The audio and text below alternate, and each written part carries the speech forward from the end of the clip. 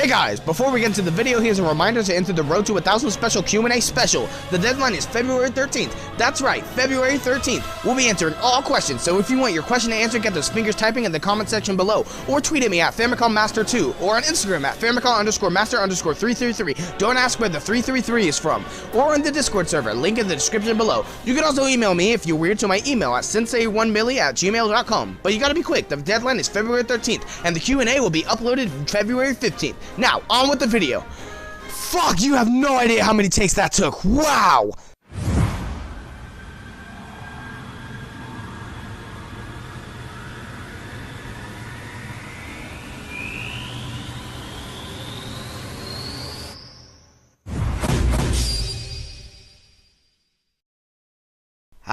This is a really great day so far. I just finished storyboarding World of Meli Reboot, I got most of my questions for my Q&A, and the road to 1,000 has finally begun. But I wonder what else I could be doing pertaining to the channel. Oh. Ugh. Fine. So, 2 years. I hope this is worth the wait. So 2 years ago, I made a video called Top 7 Total Drama Seasons Part 1. The only reason it was a two-parter in the first place was because it was really long, so I thought it'd be best to split it into 2 parts. But the only reason it was too long in the first place was because of this weird looping error in Movie Maker, and it's complicated. But, as it turns out, it was one of my most popular videos, and many of you were clamoring for a part 2. For 2 years. This is almost as bad as people still thinking I have Zach Scott Games friend code. So I am here to say I am not delivering a part 2, but rather a deluxe edition. The whole video from number 7 to number 1. And if you watch the video and want to skip to the next number, the timestamp is on screen. Now, on with the video. Number 7! The last traditional season of Total Drama, Pakithew Island, takes our bottom spot. Overall, the season was really forgettable. It featured a new cast, much like Revenge of the Island, separate from the other 2 casts, of course, and most of them were mean-spirited, more mean-spirited than usual, and it made me really dislike this season as a whole, mostly because of the characters. Chris is at his worst, where once he was usually clever, conniving, but he was mean but in an understanding way, and he wasn't outright evil. Pretty much his evilness that he only showed from time to time in earlier seasons become his one defining character trait, and he basically becomes a one-dimensional asshole. And speaking of one-dimensional, oh boy, the characters are so one-dimensional. Sugar is a weak antagonist for the season, but she has her funny moments, I guess. And Amy can go fuck herself, she is the worst character in this series. And Mike is no better, one of our protagonists. And Ella is one of my personal favorites, and Scarlet Fever is one of my favorite episodes of the series. And overall, it was just a really forgettable season, and honestly was a really sour note to end what's probably the last traditional Total Drama season. Number 6! I'm gonna get a lot of shit for this. Total Drama action is bullshit. Out of the original trilogy, like Pakithew Island, it is not really notable, and it is definitely the weakest out of the original trilogy. Courtney, Owen, and Justin are terrible antagonists, and yes, I consider Owen an antagonist as he comes back later, specifically to sabotage people. Sure, he's bad at it, but he's still an antagonist nonetheless. And everyone is meaner than the last season, and it kind of made everyone out of character, and it honestly made no sense because their original character traits from season 1 all kind of just come back in season 3, and it was really out of place. It kind of There were also stupid eliminations. I guess y'all all remember in season 1 how Lashana got eliminated. She seemed unstoppable, so they literally had to write her out of the show for shits and giggles. Well, Season 2 was no better. Lindsay gets written out of the show because of her stupidity, not because of any actual elimination. And that kind of pissed me off. And also, they ruined Gwent. Now, I don't really care about the shipping aspect as a whole, but but that was pretty much the main story arc of the last season, and they just kind of threw it out of the window because, oh, they wanted to ship Gwen with Duncan, and that, I mean, I like that ship too, but they kind of ruined Trent's character in this season. Like, he was shown to be that cool, likable guy, and everyone was, like, super shocked that he was shown to be a traitor, even though he wasn't in season 1, and he was this cool, likable guy that everyone liked. But in season 2, he's just obsessed, crazy, insecure. It was really 180, and the Grit breakup was honestly one of the most disappointing things in this series, and it really brings action down. And if Pakithew Island wasn't forgettable, this would probably be last. But this season did bring one of my favorite final two, being Duncan and Beth. Beth definitely deserves more, I can say that, and had a great epilogue special leading into a 10 times better season. And overall, action, like Pakithew Island, really forgettable when it comes to the original trilogy, and it really fucked up all the characters. Moving on. Number 5! And with action taking number 6, that means I'm going to get even more shit for this. Total Drama All-Stars takes number 5. Now, Total Drama All-Stars is one of the more controversial seasons of the Total Drama series. It was a great idea, but average execution from what I hear from many. Most of people's complaints from Total Drama All-Stars is them, like, ruining, like, the love triangle. The love triangle between Duncan, Duncan, Courtney, and Gwen. It was kind of like a weak conclusion, and I guess that's why people don't really like it. That's one of the main reasons people don't really like it. But it ties up a lot of the loose ends left open after World Tour and Revenge of the Island, most with average and horrible ends, as seen with the love triangle. And if this was going to be the final season, I would have been all for it. But, of course, Pakithew Island. The Ezekiel threat ends pretty poorly too, but it was a solid episode overall. It was a pretty good 100th episode. Zoe and Mike's resolution is probably the best, with Mike overcoming his multiple personality disorder and them finally becoming an official couple. However, that leads me to the next point. Mike's multiple personality disorders resolution literally makes no sense, especially coming from someone who had a little bit of it. However, Mal makes a really great antagonist, and it definitely shows, and it's a definitely interesting idea of someone's inner demons coming to life and literally taking them over, and that's like the main threat of the season. And Courtney and Scott, sure, why not? But there was a distinct lack of Dawn and Izzy in this season. And seriously, how the hell do you not include Owen? Like, the literal mascot of the series is not in your all-star cast. Let's see, what else is there? Oh, Sierra is at her worst. They definitely ruined her character, which went through a really good arc of learning to not be so obsessed last season, and she's literally just back at square one, but worse. And there was clear favoritism toward the Revenge of the Island cast. However, in universe, they just said, the original cast really just didn't want to come back because it was horrible. In reality, it was just clear favoritism towards the Revenge of the Island cast.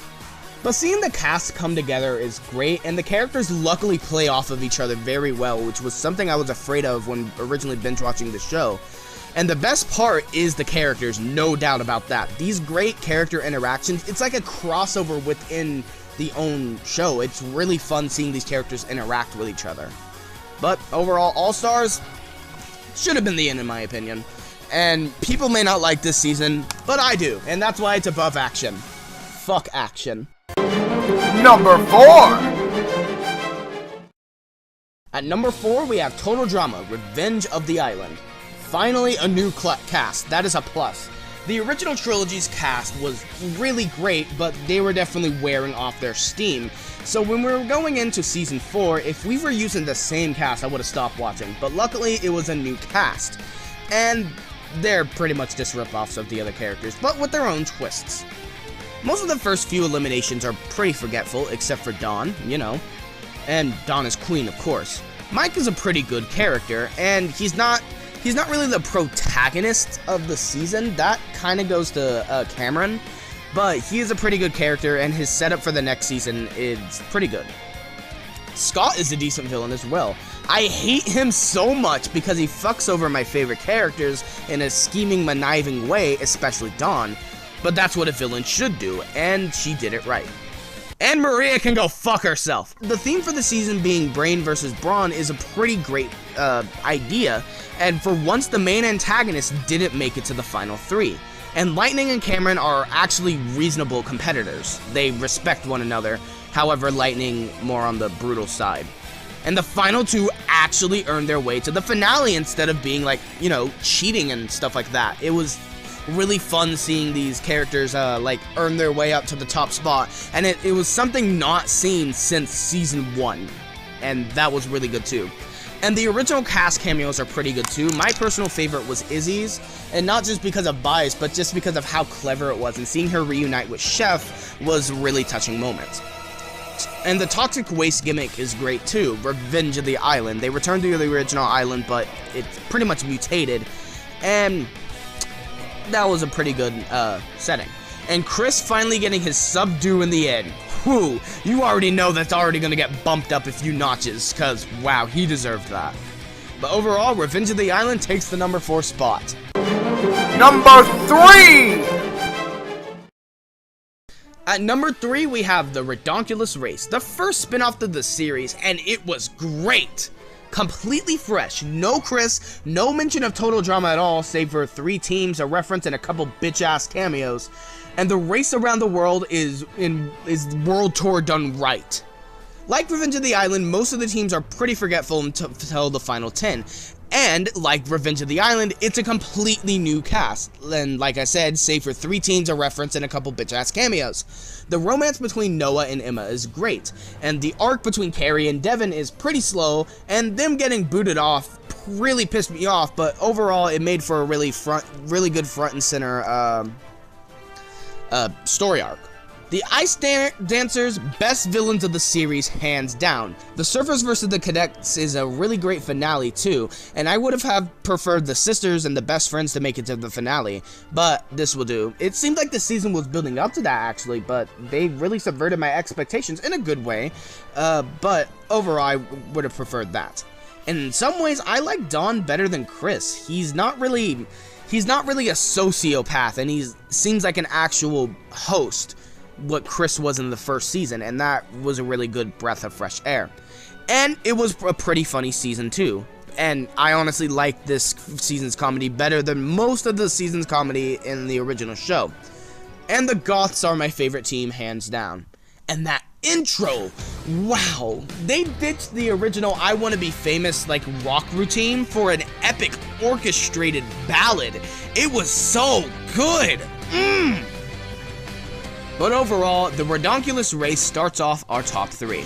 Now let's get to the final 2. Number 2! At number 2, we have the original, Total Drama Island. And it gets props for being the original. The one that started it all. You know, that's kind of like a synonym for original. Anyway. Being the one that started it all, the other seasons have some things to live up to, which most of them honestly didn't.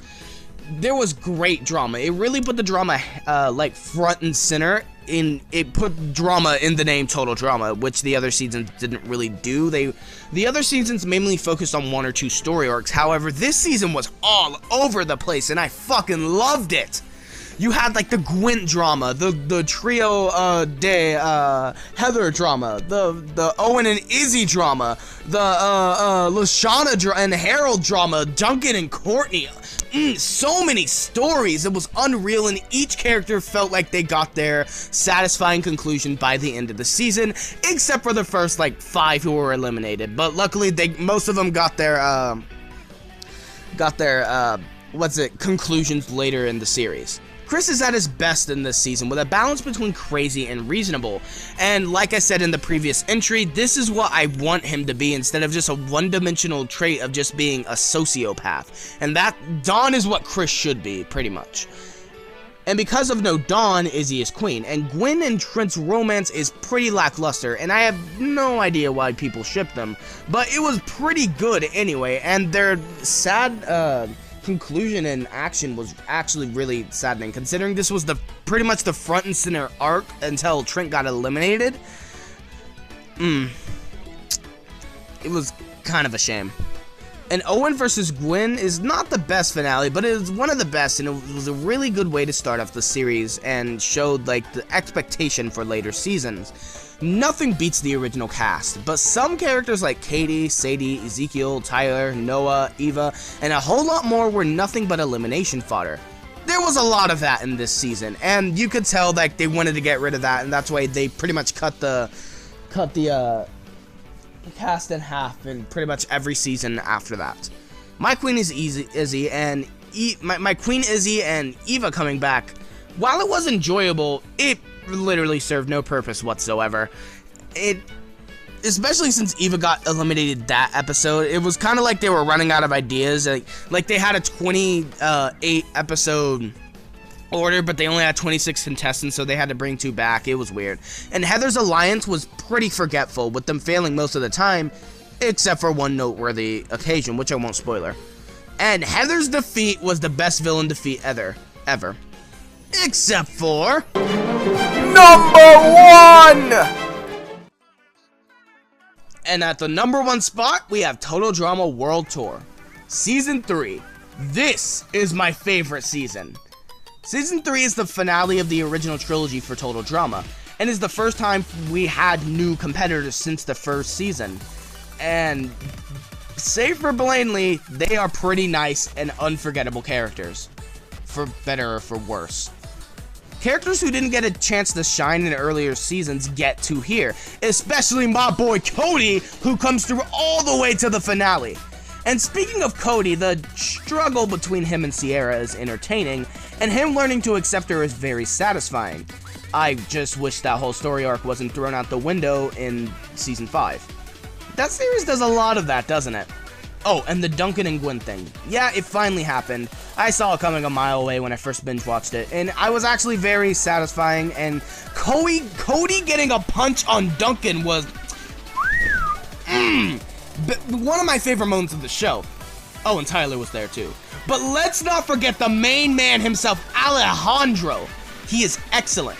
Unlike Justin, another villain who used his looks to his advantage, Alejandro was actually smart. He is, as Mal would put it, is the most manipulative player in Total Drama history. And he is my favorite part of this entire season. This is literally a perfect season, save for the end of my Queen Izzy and, well, plainly. The finale is great. Heather finally wins, and she earns it, and Alejandro's defeat is the best of the entire series. They literally shoved this nigga in a volcano. How he survives is beyond me. The season's drama was great, the season's music was great, the season's concept was great. Most of the songs in this season are top tier. Especially considering most of these actors can't fucking sing. I mean, come on, you gotta admit it. And the whole world tour gimmick, it's a really good idea and set the stage for a really good season out of Ridonculous race. But anyway, that's my list. I hope it was worth the wait. But anyway, I hope this was worth the 2 years. And don't forget to answer your questions in the comments below, because the deadline for the Q&A is coming up, 13th. Anyway, that's going to be it for now. Thank you guys so much for watching, and as always, take care.